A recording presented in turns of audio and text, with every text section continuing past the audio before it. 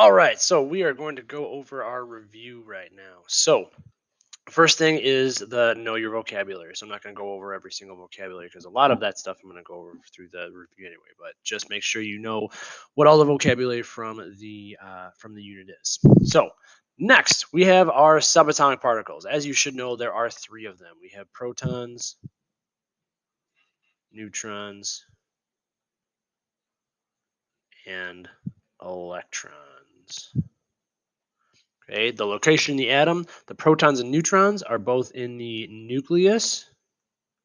The electrons are on the outside in the electron, we're just going to call that E minus cloud.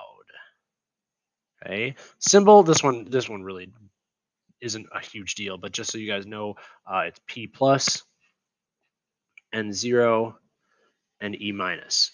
Charge, easy one, protons are positive, neutrons are neutral, electrons are negative. Relative mass, this is a big one that a lot of people get confused on. Protons and neutrons have a mass of 1 AMU. Okay, just so you guys know, neutrons are slightly more massive than protons, but very negligible. So, not really, again, big deal that you know that, just an FYI. Electrons have a relative mass of 0. They are much, much, much smaller than protons and neutrons. So define isotope and give an example of two isotopes of the same element using shorthand notation. So an isotope is a different version of the same element. So for example, carbon has three different isotopes. There's carbon 12, carbon 13, carbon 14. Okay. The only difference between those three different carbons is the amount of neutrons. And since the amount of neutrons is different, the mass number will be different. So carbon, all carbons will have a atomic number of 6, no matter what. So I'm sorry. Yeah. So the bottom left number is always going to have a 6. Now, carbon 12 is going to have a mass number of 12. Carbon 13 will have a mass number of 13. And carbon 14 will have a mass number of 14. Makes sense, right? So this carbon, carbon 12, that has 6 neutrons. Carbon 13 has 7 neutrons. Carbon 14 has 8 neutrons. And that's the difference between the three. Okay. All right. So next up, we have our PNE charts. Now, when you're using a PNE chart, or when you're doing a PNE chart, you definitely have to have a periodic table open with you. Okay, so that's why I have that right next to this. So we're going to go kind of flip back and forth between that while we're doing that. All right, so when we have so this one we have protons, neutrons, and charge. Okay, since we have protons, that means we also have the atomic number. Atomic number is always the same as protons. Since we have protons and we have a charge of 0, that means we also have the same amount of electrons as protons. And since the charge is 0, that means it is an atom, not an ion. Okay. Now, for mass number, we just take protons plus neutrons. Okay. So we take 17. Whoops. We take 17 plus 18, and we get 35. Okay. Now, from here, we do the isotope notation. Top left number is the mass. Bottom left number is the atomic number. And now we have to identify the element. So to identify the element, we look at the atomic number, number 17. We find number 17 on the periodic table. That turns out to be chlorine. So we go back here and we just write down chlorine's symbol. All right, so next we have mass number, we have number of protons, we have number of electrons. Okay, so number of protons is the same as atomic number again, which means we have a charge of 0 because we have the same amount of electrons as protons, which means this is an atom, not an ion. We have our mass number of 40, and we have our atomic number of 20. So to get neutrons from there, we take mass number minus atomic number, and we get 20. Okay, that's a terrible 0. Sorry about that. 0. There we go. All right, so then we do our same thing over here. We do our mass number on top left. We do our atomic number bottom left. We look at the periodic table to identify it. That is calcium. So Ca. All right, so next we have sodium with a mass number of 23 and an atomic number of 11. So mass number 23, atomic number 11. Number of protons, same as atomic number, 11. Number of neutrons, 23 minus 11. We get 12. Number of electrons, there is no charge up here. So that means we have the same amount of electrons as protons. So 11, charge of 0, and it's still an atom. That is a quotes thing, not an 11. Sorry, I'll just write down atom. That is more simple. All right, so that's that one.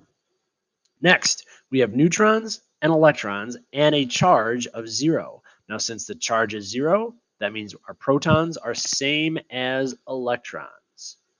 Okay, and that also means it's an atom.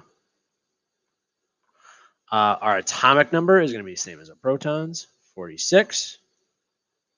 And our mass number is going to be 46 plus 61. So we get 107. So 107 goes on top. 46 goes on bottom. We got to identify that. 46 is right here. So that's palladium, which is PD. So we put PD right there. All right, continuing down. Oh, there we go. So we have mass number, we have electrons, and we have charge. Okay, now since we do not have a neutral atom this time, first of all, it's going to be an ion since it's already not neutral.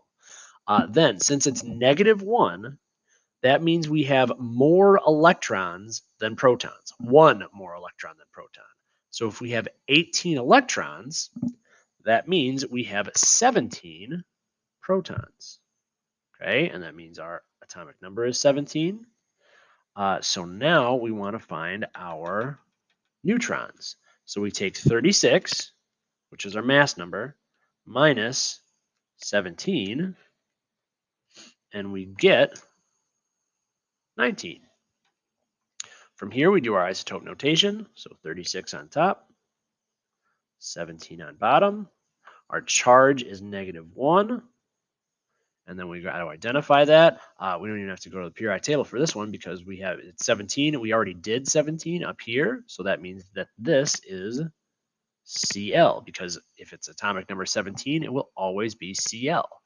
Now this is an isotope of this. They're both chlorines, but they have a different mass number. So that means they are isotopes of each other.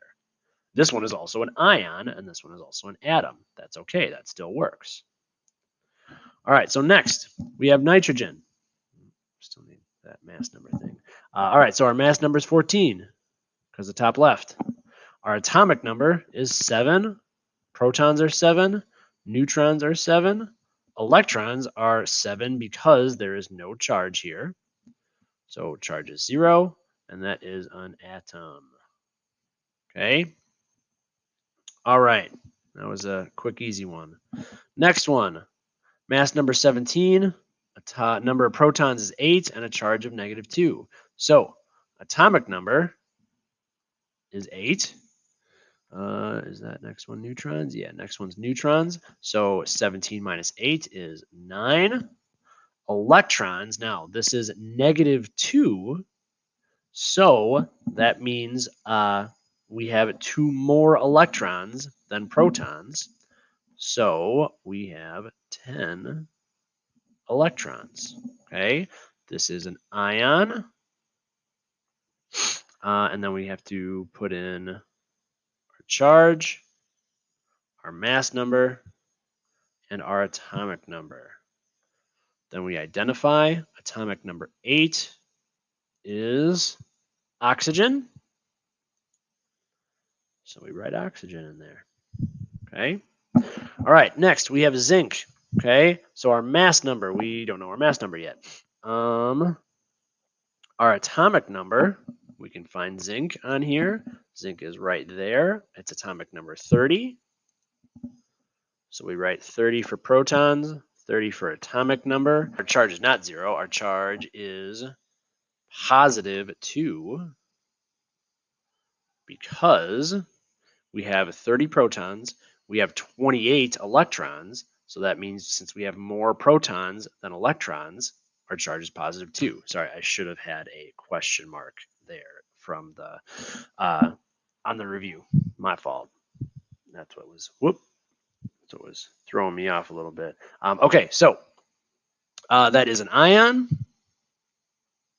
And now we can figure out our mass number, 30 plus 36, that is 66. And then we can complete our isotope notation up here. So 66 right there, 30 down there, and plus 2 right there. Okay? All right, so the rest of these I'm not actually going to write because that will, you don't need to sit here and watch me write. I can just kind of explain them. Okay, so what is the relationship between wavelength and frequency? All right, so wavelength is the length between two crests on a wave in the electromagnetic spectrum. Frequency is how many times a wave passes a certain point in a second.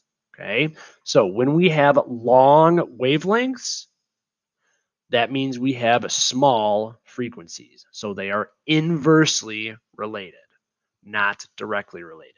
As one of them increases, the other one decreases. What is the relationship between frequency and energy? Okay, so as our frequency increases, energy also increases. Okay. And then next one, list the 7 types of electromagnetic radiation from lowest energy to highest energy. Okay, so I'm going to go slow. First one is radio waves. That has the longest wavelength, therefore lowest energy. Second is microwaves. Okay. Third is infrared. Fourth is visible light. Fifth is ultraviolet radiation. Sixth is X-rays. And seventh and highest energy is going to be gamma waves or gamma rays. Okay. Next, basically the same thing, but just for visible light. So this one from longest wavelength to shortest wavelength. So longest wavelength is going to be red. Shortest wavelength is going to be violet. And to remember this, you can just remember, and you probably heard of this at some point, Roy G. Biv. Okay, so red, orange, yellow, green, blue, indigo, violet. Okay, that's the order of the colors in the rainbow. And red is always going to be the longest wavelength with the lowest amount of energy. Violet will have the shortest wavelength with the highest amount of energy. Okay, oops, sorry. So next, describe the process of light being reflected by an atom. So that situation, we've talked about this in class several times. So what happens? Hopefully you can. Oops. So what happens is you have an electron. Okay, it's in its ground state or the lowest energy level it can be in. Okay, you have some energy that comes in. I'm sure you can't see my hand from in the camera, but it comes in and the energy gets absorbed by that energy or by that electron. The electron then jumps up to a higher energy level. Okay, once it jumps up to a higher energy level, that is called its excited state.